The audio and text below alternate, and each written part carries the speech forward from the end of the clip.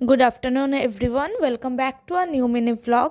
আগের দিন তো পুজো শেষ হতে হতে প্রায় মাঝরাত হয়েই গেছিলো। তারপর আমরা ভোর 5টা নাগাদ ঘুমাতে গেছিলাম। তারপর ঘুম থেকে উঠে একটু মন্দিরের এখানে এসেছিলাম, দেন দুপুরে খাওয়া দাওয়া করে নিলাম।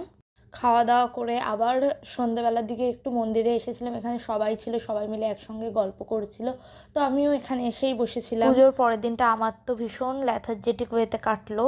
তারপর এখানে ডিনার করতে বসে পড়েছি। ডিনারে রয়েছে বিরিয়ানি। এরপর ডিরেক্টলি দেখতে পাচ্ছ পরের দিনের ভিডিও। পরের দিন সন্ধ্যেবেলায় আমি আর ফুলমি গেছিলাম ভাইফোঁটার বাজার করতে। প্রথমে চলে এসেছি মিষ্টি কিনতে। এখান থেকে পছন্দসই মিষ্টি কিনে নিয়ে যাবো মাছ মাংস কিনতে। ফুলমি তো সব রকম বাজার খুব সুন্দর চিনে বুঝে করতে পারে। তো আমি তো এর আগে বাজারে গেছি কিন্তু কখনোই মাছ মাংস আনতে যাইনি, সেই জন্য ফুলমি আমাকে চিনিয়ে দিচ্ছিল কী করে কী কেনাকাটা করতে হয়। তো এটাও একটা ভালো এক্সপিরিয়েন্স। পাশাপাশি যেহেতু মাছ আর মাংসের দোকানটা রয়েছে, তো মাটনের দোকান থেকে আমরা মাটন নিয়ে নিলাম আর গলদা চিংড়িটার মধ্যে বললাম কাকুকে স্টিক ভরে দিতে। তো এবার ডিরেক্টলি টোটো ধরে বাড়ি যাবো। তার আগে একটু কিছু সবজি কেনার আছে, সেগুলোও কেনাকাটা করে নিলাম। এরপর বাড়ি এসে আমার ক্লাস ছিল, সেটা করে নিলাম। দেন রাতের খাওয়া দাওয়া করে নিয়ে আমি আর ফুলমি একটু রান্নার জোগাড় করেছিলাম। এখানে চিংড়ি মাছের মালাইকারি পেস্টটা আগে থেকে করে রেখে দিচ্ছি। তারপর আমি ফুলমিকে বলেছিলাম আমাকে মেহেন্দি পরিয়ে দিতে, তো আমাকে মেহেন্দি পরিয়ে দিচ্ছে। এখানে মেহেন্দি পড়াতে পড়াতেই ভোর 4:15-20 বেজে গেছিলো। তো তারপর ফুলমি বলল যে একবারে না হয় রান্নাটা করেই নিই, তারপর ঘুমাতে যাব। তো আমরা তখন ঘুমাতে যাইনি।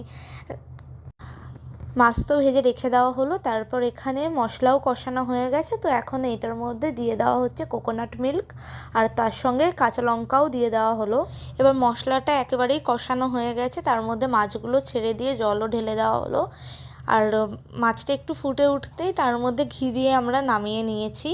তো রান্না তো কমপ্লিট হয়েই গেছে, ফাইনাল লুকটাও তোমরা দেখতে পাচ্ছ। আর এই ভিডিওটা দেখছো পরের দিন সকালবেলার। তো ভাইফোঁটার দিন মেশো চলে এসেছে ফুলমির কাছ থেকে ভাইফোঁটা নেবে বলে। তো ফুলমি এখানে মেশোকে ভাইফোঁটা দিচ্ছে। আর দিদিন তো নিজের ভাইকে ভাইফোঁটা দেয়, এছাড়া আমাকে আর আমার ভাইকে মানে নিজের নাতি নাতনিদেরকেও ভাইফোঁটা দেয়।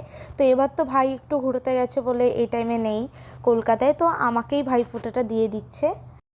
আর দিদিন তো আমাকে আর ভাইকে শুধু ভাইফোঁটাই দেয় না, রাখিও পড়ায়, সেটা তোমরা রাখির ভিডিওতে দেখেইছো।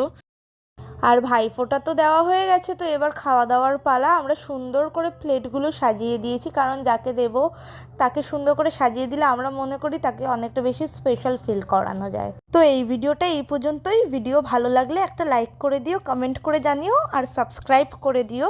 সবাই খুব ভালো থেকো। আর কালকে যে ফুলমি আমাকে মেহেন্দি পরিয়ে দিয়েছিল তার আউটকামস দেখো, এত সুন্দর এসেছে।